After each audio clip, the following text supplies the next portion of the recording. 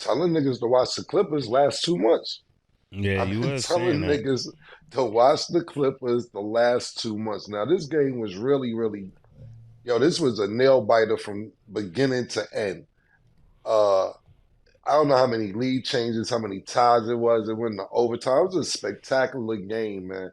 What I will say is this: as great as Steph Curry is, his turnovers are really, really terrible, especially in key moments, man. He'll sit there, hit 8 points in a row, two threes, a layup, and come back and turn it over 2 times in a row. I mean, and he's always turnover prone throughout his career, but you can't turn over in this moment because there was a moment in this game, I believe, at halftime, where all the other teams. This was the last game to solidify who was going to get the last playoff spot. Denver won. I forget who else won, and this was for the sixth seed, and they knew that. Both teams knew that. So then you sit there and say, okay, whose superstars are going to step up in this second half, knowing that a playoff spot is on the line in the second half? And the superstars stepped up.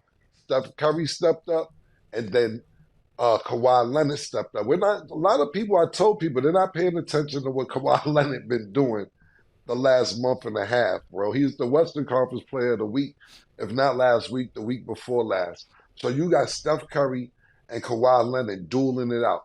It's a duel out. It's a duel out. I believe at the end of regulation, Steph Curry had 36, if I'm not mistaken. Kawhi Leonard had 32. But you know what?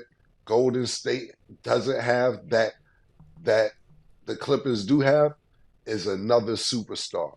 And when I say superstar, you got Jimmy Butler, and we know the what is it, the legend, so to speak, of playoff Jimmy Butler.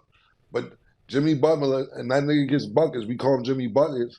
But Kawhi went. I mean, pardon me, James Harden went into Houston James Harden mode, and that's exactly what happened. And Jimmy Butler couldn't keep up with Houston James Rocket, even though he's on the Clippers. I'm going to call him Houston James Rocket.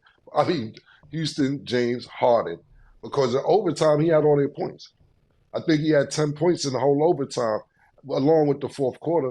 But Kawhi Leonard took a back seat, and he said he couldn't. And Ty Lue said, "You know what, James, bring us home," and that's what he did. He finished with 39. He had 29 to 30 or 31 at the end of regulation, and he brought him home.